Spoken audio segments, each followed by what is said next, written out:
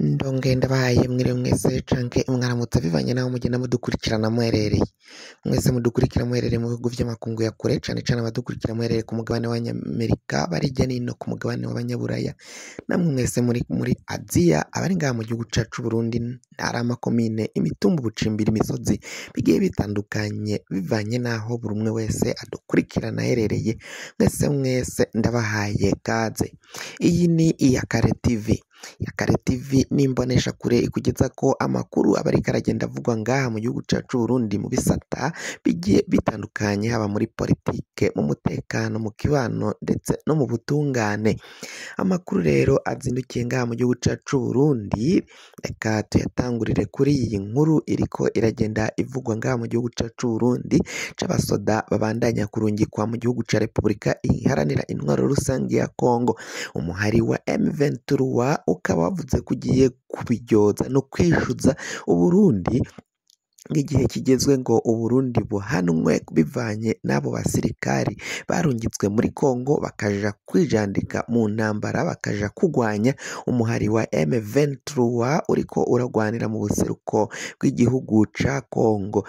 Umuhari M23 rero ukaba uhejeje gushira itangazo n'umukono rivuga ko uwo muhari ugomba guhana Uburundi, nabwo bukabona ivyo bitero bwabashoje ko uko biriko biragenda bivugwa. Donido turaza kubabwira ico igisirikare c'u Burundi ndetse n'abategetsi b'u Burundi bariko baravuga kuri ivyo bitero vya M23 ishobora kuba igiye kwifatanya n'umuhari Red Tabara kugira ngo bagwanirize hamwe bahane igihugu c'u Burundi kuri ivyo bitero baciye bajamwo ngaho mu gihugu ca Repubulika iharanira intwaro rusangi ya Kongo muri Kivu y'uburaruko.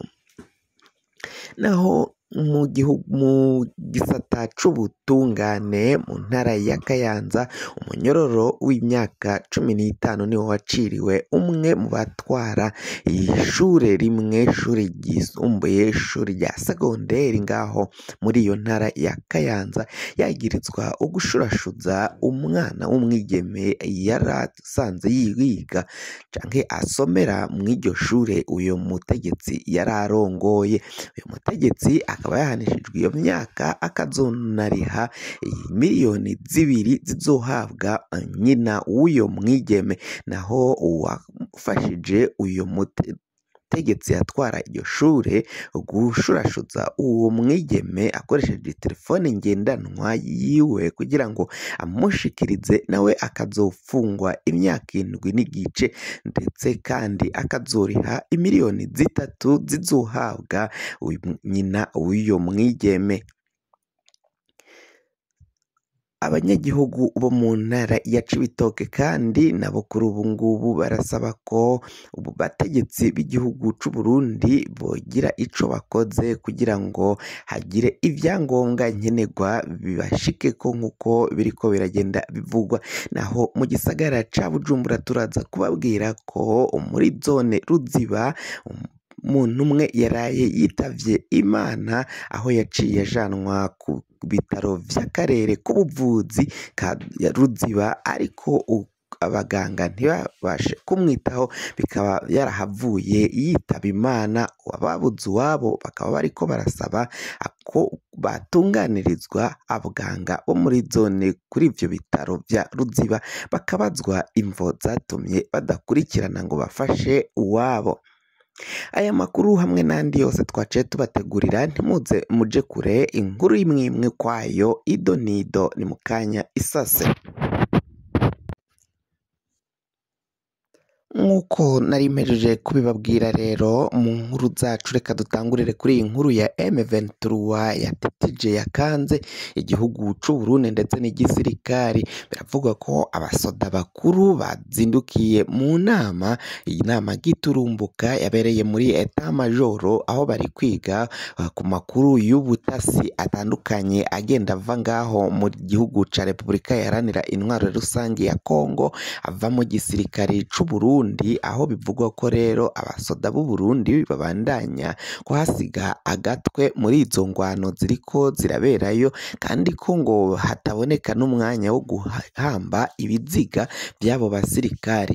Abasirikare kandi ivyo biziga murumvikana ko bidaca bitahanwa ngaha mu gihugu c'u Burundi, gica bikoze igikorwa no kumenyesha ababo ko uwabo atakiriho. Ivyo byose rero ngo ivyo biziga barabita ku nzira bivanye nuko baba bariko barirukankanwa n'uwo muhari M23. M23 ukaba waravuze ko ugomba guhana igihugu c'u Burundi, nabo bakavyumva ukungene barungitse abasoda mu gihugu ca Kongo, hama abo basirikari b'u Burundi bagaca bifatanya ni igisirikari ca FARDC, igisirikari ca Kongo, bakagwaniriza hamwe uyo muhari wa M23. Ni mu gihe abarundi bari baciye barungikwayo mu rwego rwo gucungera amahoro, aho M23 yafashe canke aho abasirikari ba Kongo bafise kugira ngo hataca hagira uyundi ahafata.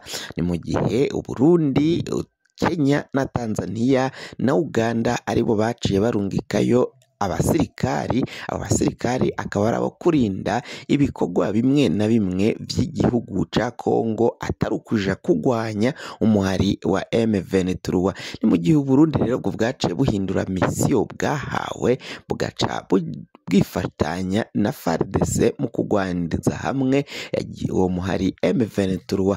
Umuhari M23 ukaba waravuze ko amakuru wahejeje kuyaronka ko abarundi bagwanira hamwe bivanye nabo bagiye bafata mpiri, ndetse n'abandi baciye bagwa ku rugamba, naho bari baciye bambara impuzu z'igisirikari ca Repubulika Iharanira Intwaro Rusangi ya Kongo, ariko abo baciye bafatwa mpiri ari bazima, bakaba aribo baciye bagenda batanga amakuru y'ido nido aho baciye baturuka hose. Ni mu gihe rero uyo muhari waburiye igihugu c'u Burundi ko kigomba kumera magabo, kuko umwanya n'umwanya bazogihana atakundi. Bivugwa ko rero basirikari bari muri iyo nama giturumbuka biteguriye ko uwo muhari M23 ushobora gufashanya no muhari Red Tabara ugwanya Burundi, bakaza kugwaniriza hamwe kugira ngo batere igihugu c'u Burundi. Basabwe rero abasoda bakuru, abasirikari kumera magabo bakarinda igihugu, kuko umwansi ashobora kugitera umwanya n'umwanya. Naho twabibabwiye kandi ngaho mu ntara ya Kayanza mu gisata c'ubutungane, abagabo babiri baraye baciriwe umunyororo n'ihazabu yababa imiliyoni 2.3. Abo bagabo baragizwa kuba baragize uruhara mu gushurashuza umwigeme, ndetse umwe muri abo ngabo akaba yaramushurashuje, akaba ari umudirekiteri yari asanzwe atwara ishure rikuru ngaho muri iyo ntara ya Kayanza, aho umwigeme umwe rero yaciye amujana mu ihoteli imwe yo muri iyo ntara ya Kayanza, hama agaca amushurashuza. Uyo mudirekiteri akaba yaciriwe umunyororo kuri uyu w'Imana, niho urubanza rwaciye ruba, akaba yaciriwe umunyororo ko agomba kuzopfungwa imyaka 15, ndetse akanariha amahera imiliyoni 2 zizohabwa nyina w'uyo mwigeme. Naho uwamufashije we nababwiye ko azofungwa canke yagiriwe n'umunyororo w'imyaka 7, akazotanga canke akazoriha imiliyoni 3 nazo zizohabwa nyina w'uyo mwigeme. Mu ntara kandi haravugwa abashoferi nabo baciye umushoferi n'undi yinjizaga ibiyayuramutwe urumogi, baciye bacirwa umunyororo ko bagomba kuriha amahera y'ihadabu. Ayo mahera akazohabwa akazoshirwa mu kigega ca komine, ndetse kandi n'iyo modoka baciye bungururizamwo urwo rumogi nayo ikazoshirwa mu minwe ya leta, nk'uko biriko biragenda bivugwa. Uyo umwe yagiye acibwa amahera 100, undi 50,000, bato 5 mabanga bakazohabwa uyundi mwaka wiyongera ko kuri ico gihano baciye bahabwa. Mu gisagara ca Bujumbura twababwiye ukungene muri zone ya Ruziba hari umurwayi yapfiriye ku bitaro vya Ruziba azize kudakurikiranwa n'abaganga batamwitayeho. Abuwo wapfuye bakaba basabwa gutunganirizwa. Kugira ngo amakuru mwene nkaya rero aze aragushikira wafyonda subscribe niba ukoresha ururimi rw'icongereza canke uwo bukoresha ururimi rw'igifaransa ugafyonda sabone. Hama amakuru n'ibiganiro dugenda dutohoza umwanya ku mwanya bikaza biragushikira aho wibereye hose.